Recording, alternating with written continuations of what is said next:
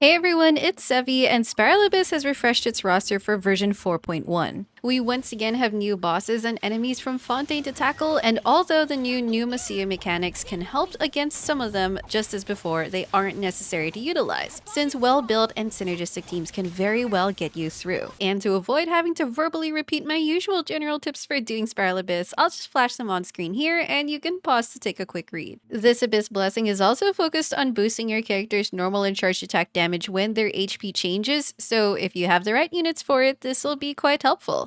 Anyway, let's start with Floor 11. Floor 11's buffs are a 60% Hydro and Cryo damage increase, which will be really nice to take advantage of. For the first half, I recommend a Hydro unit as there are a couple of Pyro-shielded enemies here. An Animal Crowd Control unit can also greatly help your time as the units here are quite vulnerable to grouping. There are also various Spectres in the second chamber which are immune to their respective elements, so use a variety of elements against them as well. The second half has Hydro Phantasms that have resistance to freeze, so you can bring elements other than Hydro or Cryo to handle them better. In the first half, I'll be using a simple Hyperbloom team, and in the second half, I'm bringing a Melt team. For this round of Defend the Monolith, we start with 6 Eremites that spawn all around. The 2 in front will follow you, but the rest of the other 4 will focus fire on the Monolith. If you have an animal unit with strong suction like Kazuha, Venti, or Sucrose, grouping them up will be very easy. But since I didn't bring an animal unit, I lured the melee units towards one ranged unit, then started pushing them towards the ones in the center to group them up. Then another wave of 6 Eremites will spawn as you defeat the first wave of enemies. This time, 4 of them will follow you automatically, while the melee Eremites will try to target the monolith. Again, just suction them if you have a grouper, and if not, you can try pushing them onto one another for more convenient AoE damage. Sometimes the other enemies can accidentally hit the monolith if you're too close, so try to be aware of your position relative to the monolith. It's actually okay if you take a lot of monolith damage here, because in the second half, it's very easy to avoid getting the monolith damaged. In the second half, we just have 2 big lava churls. First is a Geo one, and it will automatically focus on you, so all you have to do is bait it away from the monolith and kill it. The monolith should receive no damage. Dodge this! The second is Electro, and just like the first one, you just have to bait it away from the monolith and defeat it. Teamwork is dreamwork! Punishment! Cool it! Don't get frostbite! As you're finishing off the lava churl, try to recharge your character's energies for the next chamber. In the second chamber first half, all your enemies are just specters spawning in the middle of the map. You could try baiting them to the edge of the map for easier grouping, or you could use an animal unit to suck them into the center. As long as you keep dealing good damage with elements that they aren't immune to, the fight should be pretty straightforward. Just keep on dealing with the new waves of specters as they spawn.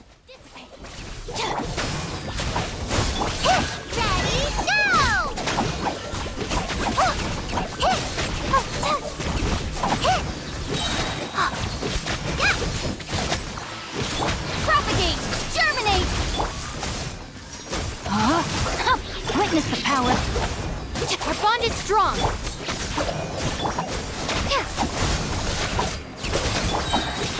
get him, Uruguay!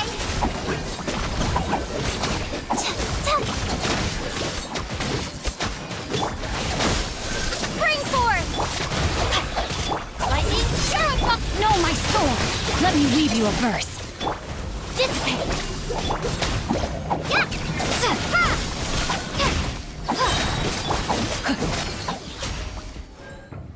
For the second half, this is also a pretty easy fight versus 3 ruin enemies. What could make it longer is that they only appear one by one and their spawn points are somewhat spaced apart. So just head to the first one right away and beat it up. Then when the next one spawns, there's a chance it might start charging towards you. If it does, just bait it towards the edge and avoid its charging attack. If not, just beat it up in place. Freeze! Cool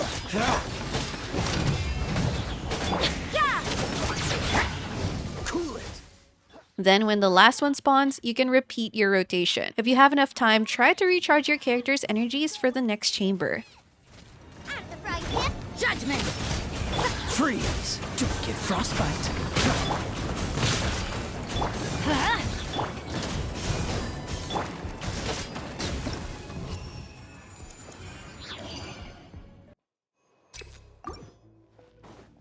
Moving on to the third chamber, the first wave will spawn 6 slimes. Go back to where you spawned to bait them together for easier grouping, and since this is also where the next wave will spawn. No, my sword! Let me weave you a verse. Stand with me! Don't be scared! Ha! Ha! Don't get him, you Gray!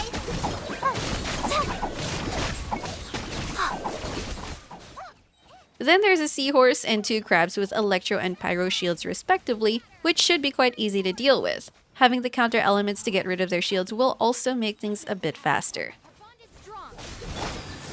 Ha! Yeah, stay put!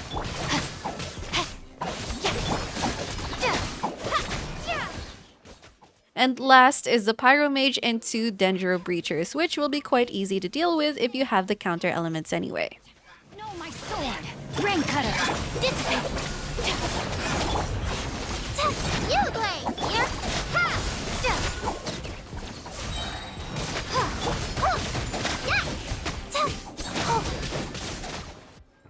In this last half, we have 2 phantasms. Head to the one from your spawn point since the other one is melee and it will naturally just head towards you. This will group them both for easy AoE damage. They're immune to Hydro and have an innate Hydro aura. Depending on your team, this could be used to your advantage, like using a Pyro unit to continuously vaporize, generating blooms with a Dendro unit, and so on. However, they have a high resistance to freeze, so using Cryo won't be as effective. Anyway, it's mostly a matter of surviving their attacks, which can hit pretty hard, and a DPS check to beat the timer. At the frying pan! It really hurt me! Eat this! Dodge this!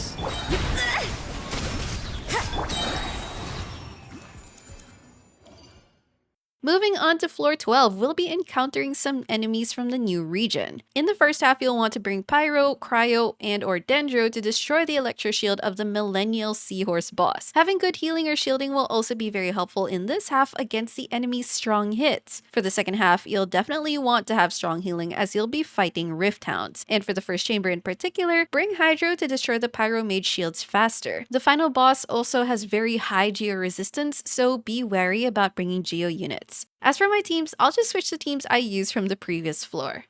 First up on floor 12 is the Millennial Pearl Seahorse boss. You'll notice that it has an Electro Pearl with a shield-like gauge that you can break with Pyro, Cryo, or Dendro application. Breaking the Pearl will stun it briefly and reduce its resistances to let you deal more damage.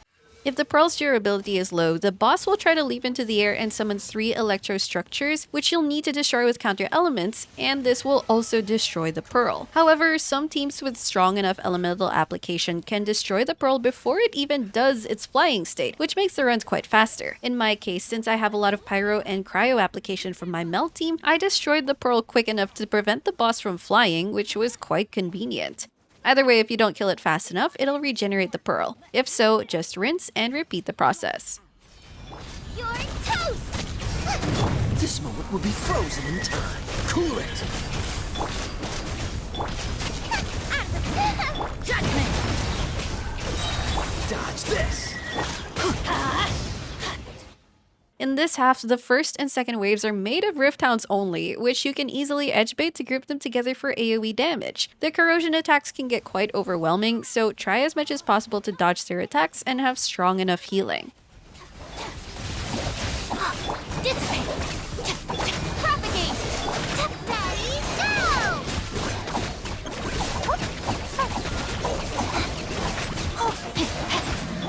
Scatter! Spring forth! No, my sword! Ring cutter! Stay put! Yeah! Hey, go away! Yeah! Yeah! Ha! Lightning purify!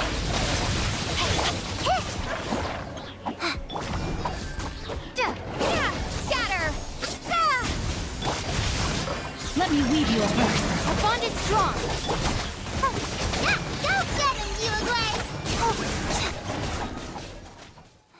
Once the pyromages appear, you can position yourself at the edge of the map like how I'm doing, and they will teleport to you grouped up. This will make it more convenient for you to break their shields one after another, especially with AoE Hydro application.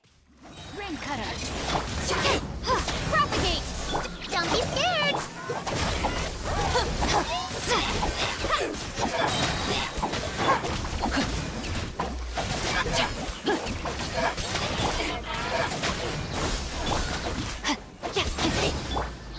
Stay put! Get with me. No, my sword. Scatter!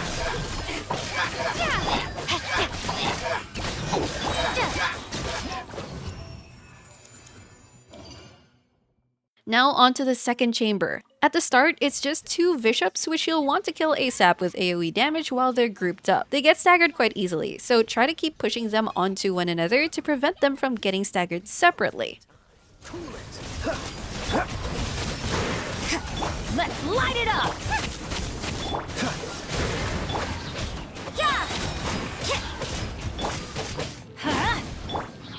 Dodge this! I'm going in. Judgment. Shiver.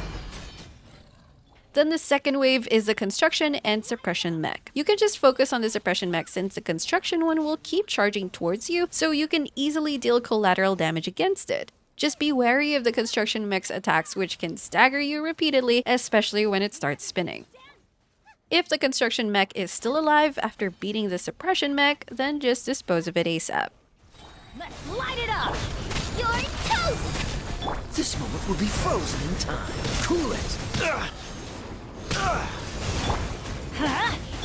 Nice and spicy! Judgment. Let's light it up.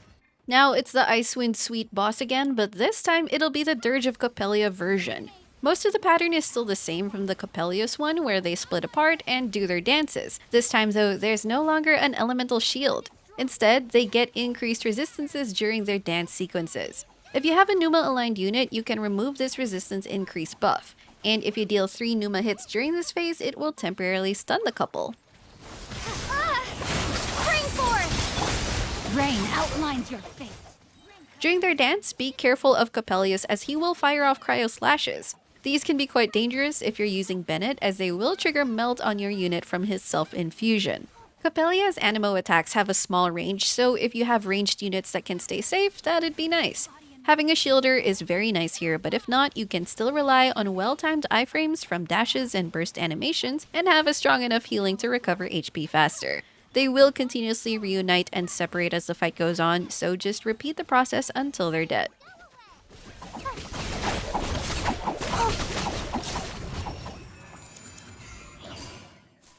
Finally, we're down to the last chamber. This starts with a lone mirror maiden spawning, which you'll want to kill ASAP, though be careful of its ice cage trapping you, as that can prolong the fight or prevent you from positioning yourself properly for the next wave.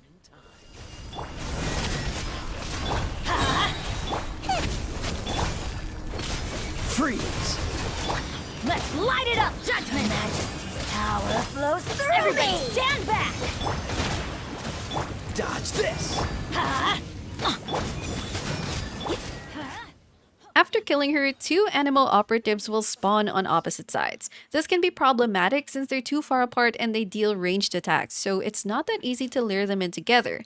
You have a few options here. If you have Venti or Kazuha, it can be fairly easy to group them together with their suctions. If not, then you'll have to resort to brute force or positioning tactics. If you have strong enough single target damage, you can pick them off one by one, and that could give you enough time even if you kill them separately. You could also try pushing one of them towards the other by using melee charge attacks or high stagger abilities. However, they have fairly high interruption resistance, so the effectiveness of this can be inconsistent, and doing charge attacks can be very stamina hungry.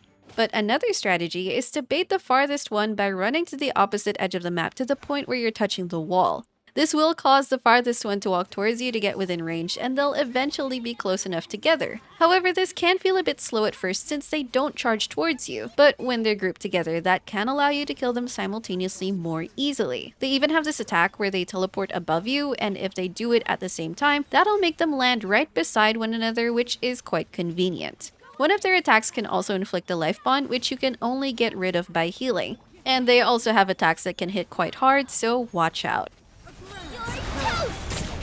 This moment will be frozen in time. You can't run! Huh? Punishment! And finally, we have the new experimental field generator boss. It starts off by entering its gravity reduction field mode, and its first round of attacks will be sending 3 ground shockwaves. Since the gravity is reduced, it also lets your characters jump higher, so you can use this to dodge the shockwaves and even plunge attack afterwards. However, it can also be faster to just use your character's bursts to iframe those shockwaves, or just using a shielder to tank all that damage. After the shockwaves, it will do its arsenal of attacks. Dodge and iframe as much as possible while you're rotating your abilities. Your shielders and healers will be put to good use here too. If it reaches the point where it does shockwaves again, just repeat what you did during the first time. The boss can be forced out of this state by using 3 Pneuma attacks on it, and if you do so, it'll have reduced elemental resistances. However, if you don't have a Pneuma unit, it's still totally doable. If the fight goes on for too long, it will also naturally exit the gravity reduction state. Aside from that, this boss is mostly a straightforward DPS check that will stay in place for the most part. Ring cutter! Spring forth!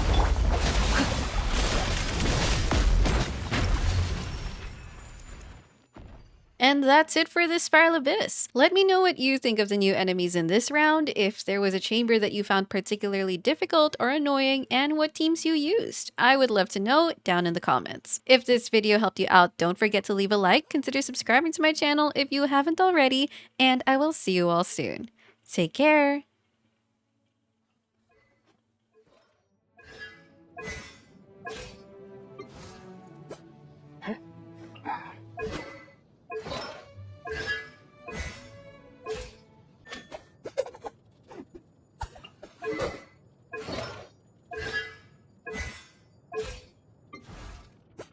Benny's adventure team, assemble!